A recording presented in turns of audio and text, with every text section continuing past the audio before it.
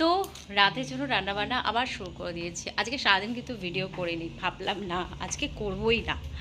তারপর ভাবলাম না, ভিডিও করতে হবে, ভিডিও না করলে তো সেই জন্য ভাবলাম না, রাত্রিবেলা রান্না করছি সেই ভিডিওটাই তোমাদের সাথে শেয়ার করি।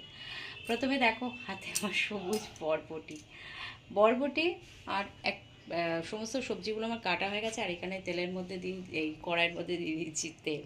টোয়ালটা হয়ে যাচ্ছে সব, একদম কড়াইয়ের মধ্যে দিয়ে দিয়েছি তেল।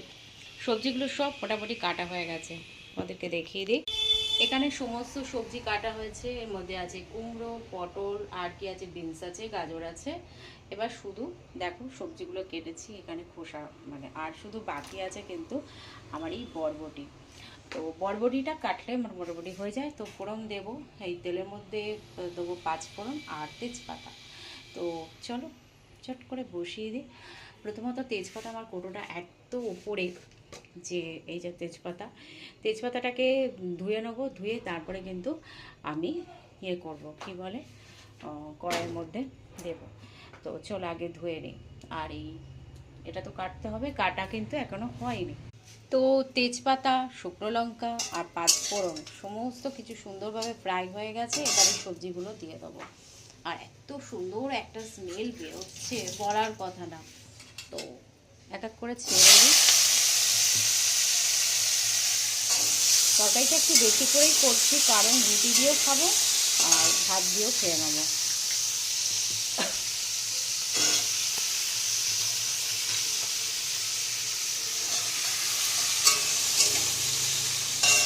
তো পুরো সবজিটা ঢেলে দিই, আর মোটামুটি হয়ে গেলে তোমাদেরকে দেখাবো। তো এখন পুরোপুরি ঢেলে দিচ্ছি। তো চলো কড়াইতে দিয়ে দিই, আর এইটুকু বাকি আছে ঢালতে।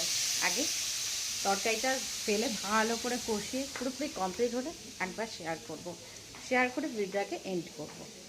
দেখো সম্পূর্ণভাবে আমার তরকারিটা কিন্তু কমপ্লিট হয়ে গেছে। আর একটু জল জল আছে বলে কিন্তু আমি বসিয়ে রেখেছি, কিন্তু গ্যাসটা এখন বন্ধ করে দেবো। মোটামুটি আমার হয়ে গেছে। এটা একটা রুটি খাওয়ার জন্য একদম ঠিকঠাক তরকারি। তো খুব ভালো লাগে এই তরকারিটা দিয়ে রুটি খেতে। এখানে রুটি করবো বলে আমি আটাটাকেও মাখিয়ে রেখেছি, কিন্তু আটাটা মেখেছি ঠিকই, কিন্তু আটার পরিমাণটা মাখানোটা বেশি হয়ে গেছে। তো এই হচ্ছে আমাদের রাতের রুটি তরকারি করলাম। আর বর্মশাই তো আমার ভাত খাবেন, ভাতও বের করে রেখেছি, তাই সে আলু ফ্রাই দিয়ে খাবে। আর এই হচ্ছে ব্যাপার। আর রাতে একটু ডিম আর আলুকে সেদ্ধ করে রাখবো, কারণ এটা আগামীকালের জন্য। তো বাকি থাকলো ডিম আলু সেদ্ধ করার, ভাতটা গরম করা। আর চলো এখনকার মতন টাটা। ভিডিওটা ভালো লাগলে প্লিজ লাইক করো।